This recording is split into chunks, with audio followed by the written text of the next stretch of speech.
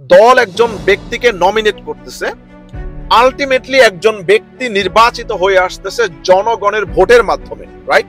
একজন ব্যক্তি নির্বাচিত হয় জনগণের ভোটের মাধ্যমে, দল শুধু তাকে নমিনেশন দেয়। দল নমিনেট করে একজন ব্যক্তিকে, একজন ব্যক্তি নির্বাচিত হয় জনগণের ভোটের মাধ্যমে। একজন ব্যক্তি যখন নির্বাচিত হয় ভোটের মাধ্যমে এবং জনগণের ভোটের মাধ্যমে, তার প্রাইমারি এজেন্ডা থাকে ওই জনগণের আকাঙ্ক্ষাকে বাস্তবায়ন করা পার্লামেন্টের মধ্যে। এবং জনগণের আকাঙ্ক্ষাকে যদি বাস্তবায়ন করার জন্য দলের বিপক্ষে ওই ব্যক্তিকে ভোট দেওয়া লাগে, তাহলে কেন ওই ব্যক্তি দলের বিপক্ষে ভোট দিতে পারবে না? এটা তো হচ্ছে ভাই সবচেয়ে বড় বৈষম্য। এবং ওই বৈষম্যকে প্র্যাকটিস করে আসছে আমাদের সংবিধানের 70 অনুচ্ছেদ বিগত বছরগুলোতে। এবং এর পক্ষে বিএনপি একমত যে এই বৈষম্য কন্টিনিউ হবে, এবং এর বিপক্ষে এনসিপি একমত যে না, এই বৈষম্য আমরা কোনোভাবেই কন্টিনিউ করব না, এবং এই বৈষম্যের বিপক্ষে অবস্থান হচ্ছে এনসিপি।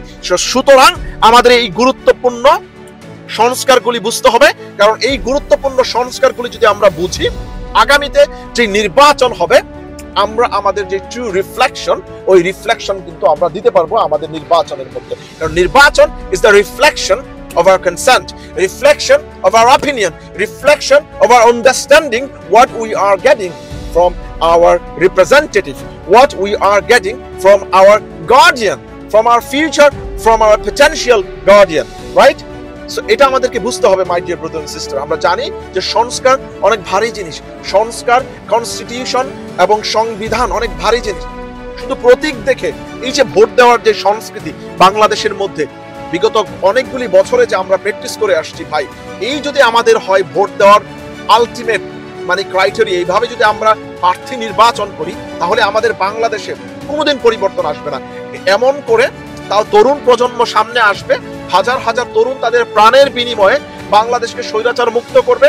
আর আমাদের মতো মানুষ যারা আছে, আমরা অপরিপক্ক মানুষজন, অপরিপক্ক ভোটার, আমরা বিচার বিশ্লেষণ ছাড়াই আমরা যখন এই ধরনের অশিক্ষিত মূর্খ মানুষগুলিকে ক্ষমতার মধ্যে নিয়ে আসব, এই ধরনের আপনার অপরিপক্ক একদম ক্রিমিনালদেরকে যখন আমরা রাষ্ট্র পরিচালনা করার জন্য সুযোগ করে দিব, তখন কিন্তু এই ধরনের ক্রিমিনালরা আমাদের রাষ্ট্রকে বা আমাদের এই সংবিধানকে কাটছাঁট করে ব্যক্তি ক্ষমতাকে প্রলং করার জন্য, ব্যক্তি স্বার্থকে আপনার হাসিল করার জন্য ওরা সংবিধানকে ব্যবহার করবে।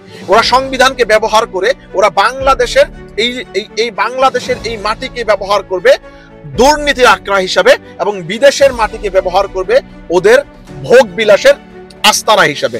সো এর জন্য আমাদের সকলকে ঐক্যবদ্ধ হতে হবে, সকলকে সংস্কার বুঝতে হবে। এই যে সংস্কারের সুবাতাস বাংলাদেশের মধ্যে বর্তমানে বইছে my dear brother and sister, সকলকে এই সংস্কারের মধ্যে পার্টিসিপেট করতে হবে। আসসালামু আলাইকুম ওয়া রাহমাতুল্লাহি ওয়া বারাকাতুহু। আশা করি সবাই ভালো, সুস্থ এবং নিরাপদে আছেন।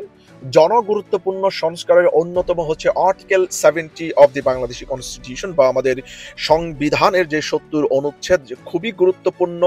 সংবিধানের এই 70 অনুচ্ছেদ নিয়ে ইদানিং আলোচনা হচ্ছে, এবং মৌলিক সংস্কারের অন্যতম ধারা বা অন্যতম অনুচ্ছেদ হচ্ছে আমাদের এই সংবিধানের 70 অনুচ্ছেদ, যেটা দীর্ঘদিন যাবৎ আমাদের আর্টিকেল এই 70কে ব্যবহার করে আমাদের যারা জনপ্রতিনিধি বা যারা আমাদের পার্লামেন্টারিয়ান, যাদেরকে আমরা জনগণ ভোটের মাধ্যমে নির্বাচিত করে আমরা পার্লামেন্টের মধ্যে পাঠাই, তারা কিন্তু তাদের দলের বিরুদ্ধে, আমাদের জন আকাঙ্ক্ষাকে বাস্তবায়ন করার লক্ষ্যে দলের বিরুদ্ধে কোনো ভোট দিতে পারে না। সো এই যে বৈষম্য আমাদের পার্লামেন্টের মধ্যে, এই বৈষম্যকে নিরসন করার জন্য, এই বৈষম্যকে রুখে দেওয়ার জন্য কিন্তু 5 তারিখের পরে এই যে সংস্কারের বাতাস আমাদের গণতন্ত্রের মধ্যে প্রবাহিত হচ্ছে, ওই সংস্কারের বাতাসকে আপনার বেগবান করার লক্ষ্যে কিন্তু সংস্কার কমিশন থেকে প্রস্তাব দেওয়া হয়েছে, বা যে article 70 of the Bangladeshi constitution should be reviewed or should be removed or should be demolished। এবং এর পক্ষে বিপক্ষে বিভিন্ন রাজনৈতিক দল থেকে কিন্তু মতামত দেওয়া হয়েছে, এবং বাংলাদেশের অন্যতম যে বড় রাজনৈতিক দল বিএনপি থেকে আপনার মতামত দেওয়া হয়েছে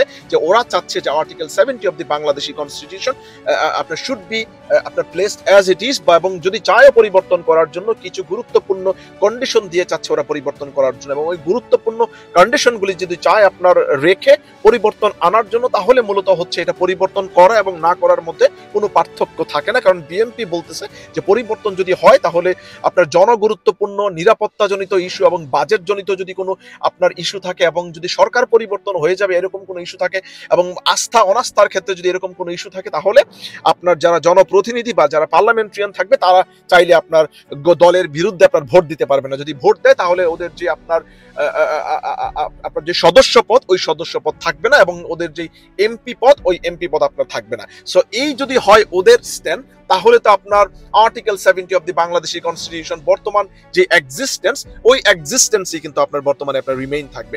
বাট এনসিপির ভাবনা হচ্ছে যে এই আপনার article 70 of the Bangladeshi constitution should be removed or should be demolished or should be reviewed আপনার according to the আপনার যে সংস্কার কমিশন থেকে যে প্রস্তাব আপনার দেওয়া হয়েছে।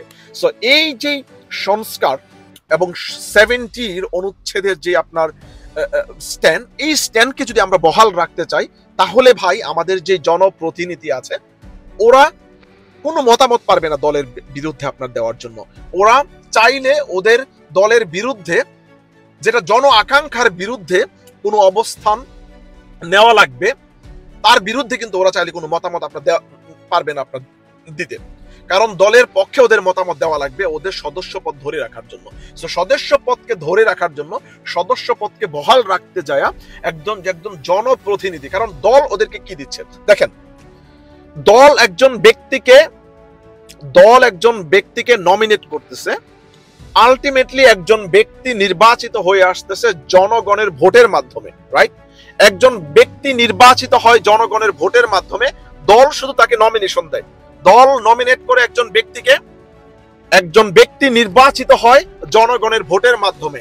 একজন ব্যক্তি যখন নির্বাচিত হয় ভোটের মাধ্যমে এবং জনগণের ভোটের মাধ্যমে, তার প্রাইমারি এজেন্ডা থাকে ওই জনগণের আকাঙ্ক্ষাকে বাস্তবায়ন করা পার্লামেন্টের মধ্যে, এবং জনগণের আকাঙ্ক্ষাকে যদি বাস্তবায়ন করার জন্য দলের বিপক্ষে ওই ব্যক্তিকে ভোট দেওয়া লাগে, তাহলে কেন ওই ব্যক্তি দলের বিপক্ষে ভোট দিতে পারবে না?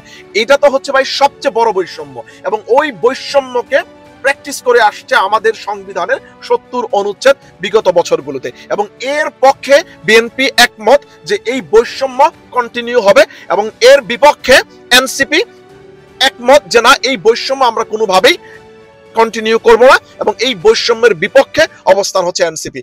সুতরাং আমাদের এই গুরুত্বপূর্ণ সংস্কারগুলি বুঝতে হবে, কারণ এই গুরুত্বপূর্ণ সংস্কারগুলি যদি আমরা বুঝি, আগামীতে যে নির্বাচন হবে আমরা আমাদের যে ট্রু রিফ্লেকশন, ওই রিফ্লেকশন কিন্তু আমরা দিতে পারবো আমাদের নির্বাচনের মধ্যে, কারণ নির্বাচন is the reflection of our consent, reflection of our opinion, reflection of our understanding what we are getting from our representative, what we are getting from our guardian, from our future, from our potential guardian, right?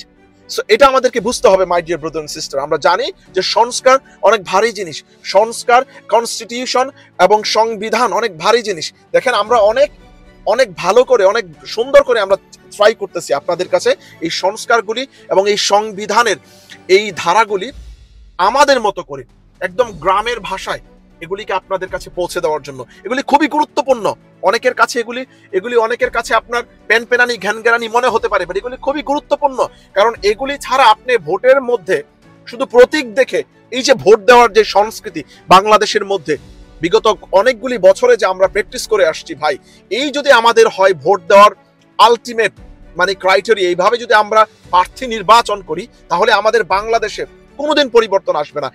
এমন করে তাও তরুণ প্রজন্ম সামনে আসবে, হাজার হাজার তরুণ তাদের প্রাণের বিনিময়ে বাংলাদেশকে স্বৈরাচার মুক্ত করবে, আর আমাদের মতো মানুষ যারা আছে, আমরা অপরিপক্ক মানুষজন, অপরিপক্ক ভোটার, আমরা বিচার বিশ্লেষণ ছাড়াই আমরা যখন এই ধরনের অশিক্ষিত মূর্খ মানুষগুলিকে ক্ষমতার মধ্যে নিয়ে আসব, এই ধরনের আপনার অপরিপক্ক একদম ক্রিমিনালদেরকে যখন আমরা রাষ্ট্র পরিচালনা করার জন্য সুযোগ করে দিব, তখন কিন্তু এই ধরনের ক্রিমিনালরা আমাদের রাষ্ট্রকে বা আমাদের এই সংবিধানকে কাটঝাট করে ব্যক্তি ক্ষমতাকে প্রলং করার জন্য, ব্যক্তি স্বার্থকে আপনার হাসিল করার জন্য ওরা সংবিধানকে ব্যবহার করবে। ওরা সংবিধানকে ব্যবহার করে ওরা বাংলাদেশের এই বাংলাদেশের এই মাটিকে ব্যবহার করবে দুর্নীতির আখড়া হিসাবে, এবং বিদেশের মাটিকে ব্যবহার করবে ওদের ভোগ বিলাসের আস্তানা হিসাবে।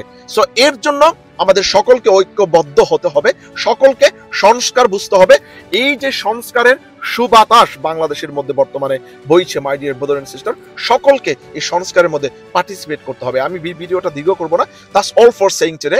Article 70 of the Bangladeshi constitution, I believe যে আমি আমার মতো করে ট্রাই করছি অল্প সময়ের মধ্যে article 70 of the Bangladeshi constitution explain করার জন্য। তারপর যদি কারো কোনো প্রশ্ন থাকে, please leave your comment under the comment below. I'll try to answer your question. Thank you very much for watching me. Inshallah, I'll see you again in another video. Assalamu alaikum wa rahmatullahi wa barakatuh.